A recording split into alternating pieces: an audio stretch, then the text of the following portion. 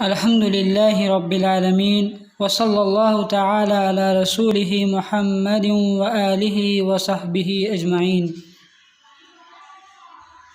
اما بعد۔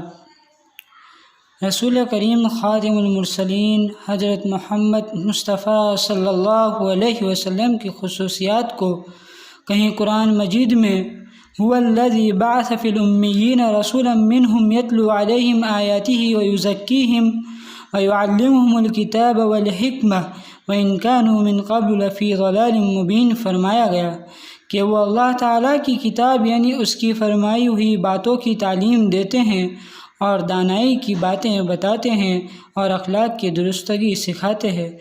اور کہیں فرمایا گیا وَإِنَّكَ لَعَلَىٰ خُلُقٍ عَظِيمٍ کہ آپ صلی اللہ علیہ وسلم عظیم اخلاق و کردار کے حامل ہیں۔ اور کہیں فرمایا گیا لَقَدْ كَانَ لَكُمْ فِي رَسُولِ اللَّهِ أُسْوَةٌ حَسَنَةٌ لِمَنْ كَانَ يَرْجُو اللَّهَ وَالْيَوْمَ الْآخِرَ وَذَكَرَ اللَّهَ كَثِيرًا کہ تمہارے لیے اللہ کے رسول میں اچھا نمونہ ہے، یہ اس کے لیے ہے جو اللہ سے امید کرتا ہو اور آخرت کے دن سے امید رکھتا ہو اور جس نے اللہ کو بہت یاد کیا ہو۔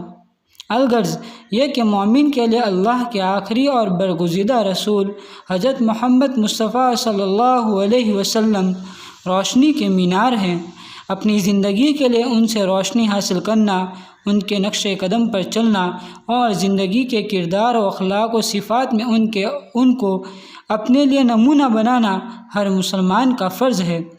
اسی میں صلاح و فلاح ہے اور یہی مرد مومن کا وتیرہ و طریقہ ہے۔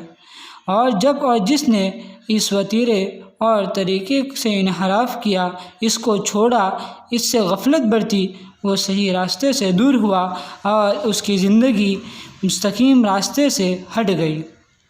حضور صلی اللہ علیہ وسلم کے اسوے کو سمجھنے اور ان کی پیروی کرنے کے لیے دو اہم شرطیں ہیں۔ ایک تو یہ کہ آپ صلی اللہ علیہ وسلم سے وفادارانہ اور محبانہ تعلق ہو، اور وہ ایسا ہو کہ اس ذات عظیم پر سب کچھ قربان کیا جا سکتا ہو، صرف زبان سے محبت کا اظہار نہ ہو بلکہ وہ حقیقت ہو اور اس میں اخلاص ہو، جیسا کہ صحابہ کرام کو تھا کہ اسلام کی وفاداری کی سزا میں قتل کیے جا رہے ہیں اور ان سے پوچھنے والا پوچھتا ہے کہ بتاؤ کہ کیا تم اس کو قبول کرو گے کہ تمہاری جگہ اس وقت تمہارے نبی محمد صلی اللہ علیہ وسلم ہوتے اور تم بچ جاتے؟ وہ جواب دیتے ہیں کہ میں اس کے لیے بھی تیار نہیں کہ آپ صلی اللہ علیہ وسلم کے قدم مبارک میں کانٹا چبھے اور میں اس کے عوض میں موت سے بچ جاؤں۔ حضرت حسان بن ثابت انصاری رضی اللہ عنہ اپنے ایک مدیحیہ شعر میں کہتے ہیں وَإِنَّ أَبِي وَوَالِدَهُ وَإِرْضِي لِعِرْضِ مُحَمَّدٍ مِّنْكُمْ وِقَاءُ کہ میرے باپ اور دادا اور خود میری عزت و آبرو سب حضرت محمد صلی اللہ علیہ وسلم کی عزت کی حفاظت کے لیے نشانہ اور ڈھال ہے۔ بلکہ ایک اور جنگ سے واپس آنے والوں سے ایک خاتون پوچھتی ہے کہ ہمارے حضور صلی اللہ علیہ وسلم خیریت سے ہیں؟ جواب دینے والا کہتا ہے مگر تمہارے والد شہید ہو گئے۔ وہ پوچھتی ہے کہ ہمارے حضور خیریت سے ہیں؟ وہ جواب دیتے ہیں کہ تمہارے شوہر بھی کام آ گئے یعنی شہید ہو گئے۔ وہ پوچھتی ہے کہ یہ بتاؤ کہ حضور صلی اللہ علیہ وسلم خیریت سے ہیں؟ وہ کہتے ہیں کہ ہاں آپ صلی اللہ علیہ وسلم خیریت سے ہیں۔ وہ کہتی ہے کہ حضور صلی اللہ علیہ وسلم رہیں تو ہر مصیبت کمتر اور چھوٹی ہے۔ اگر مومن میں ایسی یا اسی سے قریب تر محبت نہ ہو تو حضور صلی اللہ علیہ وسلم کی سچی اور مخلصانہ پیروی، تابعداری، وفاداری نہیں ہو سکتی۔ دوسری شرط یہ ہے کہ حضور صلی اللہ علیہ وسلم کی سیرت طیبہ یعنی اخلاق و صفات، بندگان خدا سے آپ صلی اللہ علیہ وسلم کی ہمدردی، آپ کا حسن معاملہ، اپنے سے برا چاہنے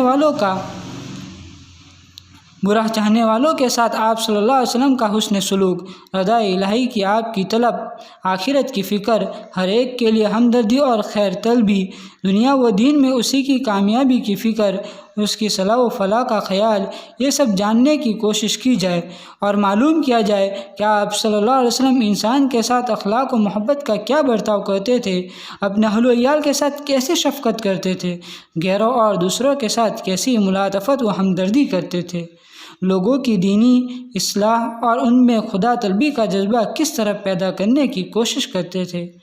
آپ صلی اللہ علیہ وسلم پروردگار کی رضا کے حصول اور اس کی ناراضگی کے کاموں سے بچنے کے لیے کیسی تربیت و تلقین کرتے تھے۔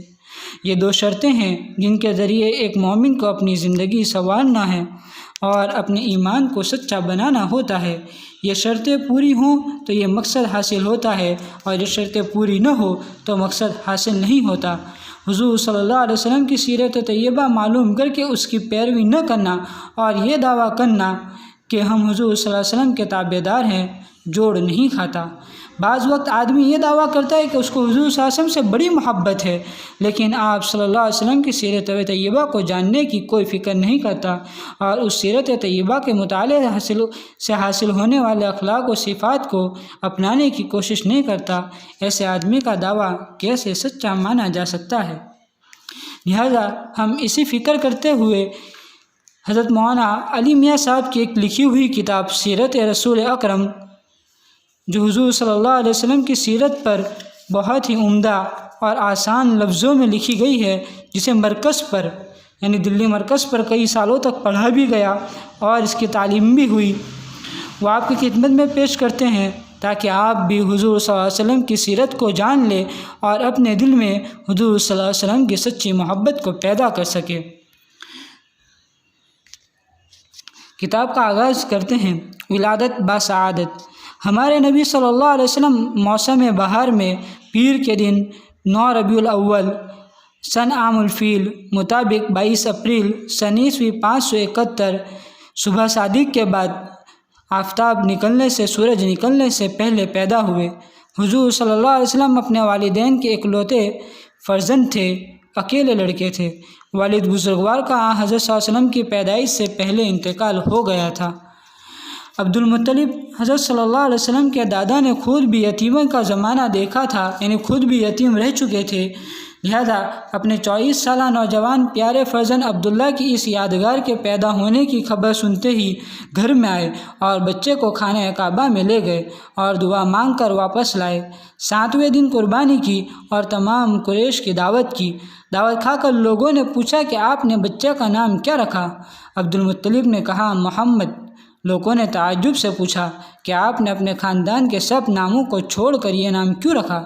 کہا میں چاہتا ہوں کہ میرا بچہ دنیا بھر کی ستائش اور تعریف کا شایان قرار پائے، کیونکہ محمد کا مطلب یہ ہے کہ جس کی تعریف کی جائے، اور میں چاہتا ہوں کہ میرے بچے کی تعریف کی جائے۔ ایام رضاعت۔ سب سے پہلے حضرت صلی اللہ علیہ وسلم کو آپ کی والدہ نے اور 2-3 روز کے بعد ثوبیہ نے دودھ پلایا، جو ابو لہب کی لونڈی تھی۔ اس زمانے میں دستور تھا کہ شہر کے مالدار اور شریف لوگ اپنے دودھ پیتے بچوں کو آس پاس کے قصبوں اور دیہاتوں میں بھیج دیتے تھے۔ یہ رواج اس غرض سے تھا کہ بچے بددعاؤں میں پڑھ کر فساد کا جوہر پیدا کرتے تھے اور عرب کی خالص خصوصیات محفوظ رہتی تھی۔ حضور صلی اللہ علیہ وسلم کی ولادت کے چند روز بعد قبیلے حوازن کی چند عورتیں بچوں کی تلاش میں آئیں، ان میں حضرت حلیمہ سعدیہ بھی تھی۔ اتفاق سے ان کو کوئی بچہ ہاتھ نہ آیا۔ حضرت صلی اللہ علیہ وسلم کی والدہ نے ان کو مقرر کرنا چاہا تو ان کو خیال آیا کہ یتیم بچے کو لے کر کیا کروں گی، لیکن خالی ہاتھ بھی نہ جا سکتی تھی، اس لیے حضرت آمنہ کی درخواست قبول کی اور حضرت صلی اللہ علیہ وسلم کو لے کر گئی۔ 2 برس کے بعد حلیمہ آپ کو مکہ میں لائی اور آپ کی والدہ ماجدہ کے سپرد کیا، لیکن چونکہ اس زمانے میں وبا پھیلی ہوئی تھی، آپ کی والدہ نے فرمایا کہ واپس لے جاؤ۔ دوبارہ گھر میں لائے۔ حضرت حلیمہ کے ساتھ حضور صلی اللہ علیہ وسلم کو بے انتہا محبت تھی۔ حضرت حلیمہ کے شوہر یعنی حضرت صلی اللہ علیہ وسلم کے رضائی باپ کا نام حارث بن عبد العزیٰ ہے۔ وہ حضور صلی اللہ علیہ وسلم کی بعثت کے بعد مکہ آئے، حضور صلی اللہ علیہ وسلم سے ملاقات کی اور کہا یہ تم کیا کہتے ہو؟ آپ نے فرمایا ہاں وہ دن آئے گا کہ میں آپ کو دکھا دوں گا کہ میں سچ کہتا ہوں۔ حارث مسلمان ہو گئے۔ والدہ اور دادا کی وفات اور چچا ابو طالب کی کفالت۔ حضرت صلی اللہ علیہ وسلم کی عمر جب 6 برس کی ہوئی تو آپ کی والدہ آپ کو لے کر مدینہ گئی، چونکہ حضرت صلی اللہ علیہ وسلم کے دادا کا ننہال خاندان نجار میں تھا، وہیں ٹھہری۔ اس سفر میں ایمن بھی ساتھ تھی، جو حضرت صلی اللہ علیہ وسلم کی دایا تھی۔ 1 مہینے تک مدینے میں مقیم رہے۔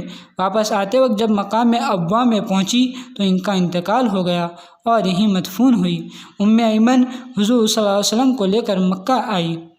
والدہ ماجدہ کے انتقال کے بعد عبد المطلب نے حضور صلی اللہ علیہ وسلم کو اپنے دامن تربیت میں لیا، ہمیشہ آپ کو ساتھ رکھتے تھے۔ عبد المطلب 82 برس کی عمر میں وفات پائی۔ اس وقت حضور صلی اللہ علیہ وسلم کی عمر 8 برس کی تھی۔ عبد المطلب کا جنازہ اٹھا تو حضور صلی اللہ علیہ وسلم بھی ساتھ تھے اور محبت میں رو رہے تھے۔ عبد المطلب نے مرنے کے وقت اپنے بیٹے ابو طالب کو حضور صلی اللہ علیہ وسلم کی تربیت سپرد کی۔ ابو طالب حضور صلی اللہ علیہ وسلم سے اس قدر محبت رکھتے تھے کہ آپ کے مقابلے میں اپنے بچوں کی پرواہ نہیں کرتے تھے۔ سوتے تو حضور صلی اللہ علیہ وسلم کو ساتھ لے کر سوتے، باہر جاتے تو ساتھ لے کر جاتے۔ غالباً جب آپ کی عمر 10-12 برس کی ہوئی تو آپ صلی اللہ علیہ وسلم نے بکریاں چرائی۔ یہ عالم کی غلہ بانی کا دیباچہ تھا۔ زمانۂ رسالت میں آپ صلی اللہ علیہ وسلم اس سادہ اور پرلطف مشغلہ کا ذکر فرمایا کرتے تھے۔ ایک دفعہ آپ صلی اللہ علیہ وسلم صحابہ کے ساتھ جنگل میں تشریف لے گئے۔ صحابہ بیڑیاں توڑ توڑ کر کھانے لگے۔ آپ نے فرمایا، جو زیادہ سیاہ ہو جاتی ہے زیادہ مزے کی ہوتی ہے۔ یہ میرا اس زمانے کا تجربہ ہے جب میں بچپن میں یہاں بکریاں چرایا کرتا تھا۔ ابو طالب تجارت کا کاروبار کرتے تھے۔ قریش کا دستور تھا سال میں ایک دفعہ تجارت کی غرض سے شام جایا کرتے تھے۔ حضور صلی اللہ علیہ وسلم کی عمر تقریباً 12 برس کی ہو گئی کہ ابو طالب نے حسب دستور شام کا ارادہ کیا۔ سفر کی تکلیف یا کسی اور وجہ سے وہ حضور صلی اللہ علیہ وسلم کو ساتھ نہیں لے جانا چاہتے تھے، لیکن حضور صلی اللہ علیہ وسلم کو ابو طالب سے اس قدر محبت تھی کہ جب ابو طالب چلے تو آپ ان سے لپٹ گئے۔ ابو طالب نے آپ کی دل شکنی گوارا نہ کی، دل کو توڑنا پسند نہ کیا اور ساتھ لے لیا۔ حرب الفجار اور حلف الفضول میں شرکت۔ عرب میں اسلام کے آغاز تک لڑائیوں کا جو متواتر سلسلہ چلا آتا ہے، ان میں جنگ فجار سب سے زیادہ مشہور اور خطرناک تھی۔ یہ لڑائی قریش اور کیس کے قبیلے میں ہوئی۔ چونکہ قریش اس جنگ میں برسر جنگ تھے، اس لیے رسول اللہ صلی اللہ علیہ وسلم نے بھی شرکت فرمائی، لیکن آپ صلی اللہ علیہ وسلم نے کسی پر ہاتھ نہیں اٹھایا۔ لڑائیوں کے متواتر سلسلے نے سینکڑوں گھرانے برباد کر دیے تھے اور قتل و صفاقی، موروثی، پیدائشی، خاندانی اخلاق بن گئے تھے۔ یہ دیکھ کر بعض طبیعتوں میں اصلاح کی تحریک پیدا ہوئی۔ جنگ فجار سے لوگ واپس پھرے تو زبیر بن عبد المطلب نے، جو رسول اللہ صلی اللہ علیہ وسلم کے چچا اور خاندان کے سردار تھے، یہ تجویز پیش کی۔ چنانچہ خاندان قریش، زہرہ اور تیم عبداللہ بن جدعان کے گھر میں جمع ہوئے اور معاہدہ ہوا کہ ہم میں سے ہر شخص مظلوم کی حمایت کرے گا اور کوئی ظالم مکہ میں نہ رہنے پائے گا۔ حضور صلی اللہ علیہ وسلم اس معاہدے میں شریک تھے۔ عہد نبوت میں فرمایا کرتے تھے کہ معاہدے کے مقابلے میں اگر مجھ کو سرخ رنگ کے، لال رنگ کے اونٹ بھی دیے جاتے تو میں نہ بدلتا، اور آج بھی ایسے معاہدے کے لیے کوئی بلائے تو میں حاضر ہوں۔ ابو طالب کے ساتھ آپ صلی اللہ علیہ وسلم بچپن میں بھی بعض تجارتی سفر کر چکے تھے۔ ہر قسم کا تجربہ حاصل ہو چکا تھا اور آپ صلی اللہ علیہ وسلم کا حسن معاملے کی شہرت ہر طرف پھیل چکی تھی۔ حضرت عبداللہ ابن ابی الحمصہ ایک صحابی بیان کرتے ہیں کہ بعثت سے پہلے، یعنی حضور صلی اللہ علیہ وسلم نبی بنائے جائیں اس سے پہلے، میں نے حضور سے خرید و فروخت کا کوئی معاملہ کیا تھا۔ کچھ معاملہ ہو چکا تھا، کچھ باقی تھا۔ میں نے وعدہ کیا کہ پھر آؤں گا۔ اتفاق سے 3 دن تک مجھ کو اپنا وعدہ یاد نہ آیا۔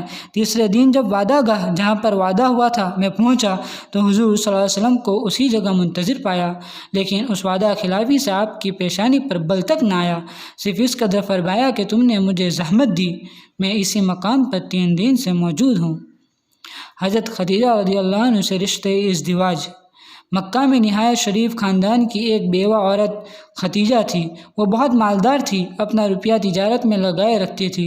انہوں نے حضور صلی اللہ علیہ وسلم کی خوبیاں اور اوصاف سن کر آپ کی سچائی، دیانت داری، سلیقہ شعاری کا حال معلوم کر کے خود درخواست کر دی کہ ان کے روپیے سے تجارت کرے۔ حضور صلی اللہ علیہ وسلم ان کا مال لے کر تجارت کو گئے۔ اس تجارت میں بڑا نفع ہوا۔ اس سفر میں حضرت خدیجہ رضی اللہ عنہا کا غلام میسرہ بھی تھا۔ اس نے حضور صلی اللہ علیہ وسلم کی ان تمام خوبیوں اور بزرگیوں کا ذکر خدیجہ رضی اللہ عنہا کو سنایا جو سفر میں خود دیکھی تھی۔ ان اوصاف کو سن کر خدیجہ نے درخواست کر کے حضور صلی اللہ علیہ وسلم سے نکاح کر لیا، حالانکہ حضرت خدیجہ رضی اللہ تعالی عنہا اس سے پہلے بڑے بڑے سرداروں کی درخواست نکاح رد کر چکی تھی۔ کعبہ کی تعمیر نو اور ایک بڑے فتنے کا سد باب۔ ان دنوں لوگوں کے دلوں میں حضور صلی اللہ علیہ وسلم کی نیکی اور بزرگی کا اتنا اثر تھا کہ وہ حضرت صلی اللہ علیہ وسلم کو نام لے کر نہیں بلاتے تھے بلکہ صادق یا امین کہہ کر پکارتے تھے۔ حضور صلی اللہ علیہ وسلم کی عمر مبارک 35 سال کی تھی جب قریش نے کعبہ کی عمارت کو، جس کی دیواریں سیلاب کے صدمے سے پھٹ گئی تھی، ازسر نو نیا بنانا چاہا۔ عمارت بنانے میں تو سب ہی شامل تھے، مگر جب حجر اسود قائم کرنے کا موقع آیا تو سخت اختلاف ہوا، کیونکہ ہر ایک یہی چاہتا تھا کہ یہ کام اسی کے ہاتھ سر انجام پائے۔ نوبت یہاں تک پہنچی کہ تلواریں کھینچ گئی۔ عرب میں دستور تھا کہ جب کوئی شخص جان دینے کی قسم کھاتا تھا تو پیالے میں خون بھر کر اس میں انگلیاں ڈبو لیتا تھا۔ اس موقع پر بھی بعض دعوے داروں نے یہ رسم ادا کی۔ 4 دن تک یہ جھگڑا برپا رہا۔ 5ویں دن ابو امیہ بن مغیرہ نے، جو قریش میں سب سے زیادہ معمر بوڑھا تھا، رائے دی کہ کل صبح کو جو شخص سب سے پہلے حرم میں آئے وہی ثالث حاکم، فیصلہ کرنے والا قرار دیا جائے۔ سب نے یہ رائے تسلیم کی۔ خدا کی قدرت، اتفاقاً حضور صلی اللہ علیہ وسلم تشریف لے آئے۔ حضور صلی اللہ علیہ وسلم کو دیکھنا تھا کہ حاض الامین رضینا کے نعرے لگ گئے۔ امین آ گیا، ہم سب اس کے فیصلے پر رضامند ہیں۔ حضور صلی اللہ علیہ وسلم نے اپنی زیرکی، ہوشیاری اور معاملہ فہمی سے ایسی تدبیر کی کہ سب خوش ہو گئے۔ حضور صلی اللہ علیہ وسلم نے ایک چادر بچھائی، اس پر پتھر اپنے ہاتھ سے رکھ دیا، پھر ہر ایک قبیلے کا سردار کو کہا کہ چادر کو پکڑ کر اٹھائے، اسی طرح اس پتھر کو وہاں تک لائے جہاں قائم کرنا تھا۔ حضور صلی اللہ علیہ وسلم نے پھر اسے اٹھا کر کونے پر اور طواف کے سرے پر لگا دیا۔ حضور صلی اللہ علیہ وسلم نے اس مختصر تدبیر سے ایک خونخوار جنگ کو روکا، ورنہ اس وقت کے اہل عرب میں ریوڑ کے پانی پلانے، گھوڑوں کو دوڑانے، اشعار میں ایک قوم سے دوسری قوم کو اچھا بتانے جیسی ذرا سی باتوں پر ایسی جنگ ہوتی تھی کہ 20 برس تک ختم نہ ہوتی تھی۔ آسمانی تربیت۔ آپ صلی اللہ علیہ وسلم بچپن اور شباب، نوجوانی میں بھی، جبکہ منصب نبوت سے ممتاز نہیں ہوئے تھے، ابھی نبی نہیں بنائے گئے تھے، مراسم شرک سے ہمیشہ مجتنب رہے، شرک کی رسموں سے ہمیشہ دور رہے۔ ایک دفعہ قریش نے آپ صلی اللہ علیہ وسلم کے سامنے کھانا لا کر رکھا۔ یہ کھانا بتوں کے چڑھاوے کا تھا۔ جانور جو ذبح کیا گیا تھا کسی بت کے نام پر ذبح کیا گیا تھا۔ آپ صلی اللہ علیہ وسلم نے کھانے سے انکار کر دیا۔ آپ صلی اللہ علیہ وسلم نے نبوت سے پہلے بت پرستی کی برائی شروع کر دی تھی، اور جن لوگوں پر آپ صلی اللہ علیہ وسلم کا اعتماد تھا ان کو اس بات سے منع فرماتے تھے۔ رسول اللہ صلی اللہ علیہ وسلم جس زمانے میں پیدا ہوئے، مکہ بت پرستی کا مرکز اعظم تھا، سب سے بڑا مرکز کہلاتا تھا۔ خود خانہ کعبہ میں 360 بت تھے۔ رسول اللہ صلی اللہ علیہ وسلم کے خاندان کا تمغہ امتیاز، خصوصیت صرف اس قدر تھا کہ اس بت کدے کے متولی اور کلید بردار چابی حضور صلی اللہ علیہ وسلم کے خاندان میں تھی۔ حضور صلی اللہ علیہ وسلم نے کبھی بتوں کے آگے سر نہیں جھکایا، دیگر رسوم جاہلیت میں بھی کبھی شرکت نہیں کی۔ قریش نے اس بنا پر کہ ان کو عام لوگوں سے ہر بات میں ممتاز رہنا چاہیے، یہ قاعدہ قرار دیا کہ ایام حج میں قریش کے لیے عرفات جانا ضروری نہیں، اور وہ لوگ جو باہر سے آئے وہ قریش کا لباس اختیار کرے، ورنہ ان کو برہنہ ننگا ہو کر کعبہ کا طواف کرنا ہوگا۔ چنانچہ اسی بنا پر برہنہ طواف، ننگے طواف کا عام رواج ہو گیا، لیکن حضور صلی اللہ علیہ وسلم نے ان باتوں میں کبھی اپنے خاندان کا ساتھ نہ دیا۔ عرب میں افسانہ گوئی کا عام رواج تھا۔ راتوں کو لوگ تمام کاموں سے فارغ ہو کر کسی مقام میں جمع ہوتے تھے۔ ایک شخص جس کو اس فن میں کمال ہوتا تھا داستان شروع کرتا، لوگ بڑے ذوق و شوق سے رات بھر سنتے تھے۔ بچپن میں ایک دفعہ حضور صلی اللہ علیہ وسلم نے بھی اس جلسے میں شریک ہونا چاہا تھا، لیکن اتفاق سے راہ میں ایک شادی کا کوئی جلسہ تھا، دیکھنے کے لیے کھڑے ہو گئے، وہیں نیند آ گئی، اٹھے تو صبح ہو چکی تھی۔ ایک دفعہ اور ایسا ہی اتفاق ہوا، اس دن بھی یہی واقعہ پیش آیا۔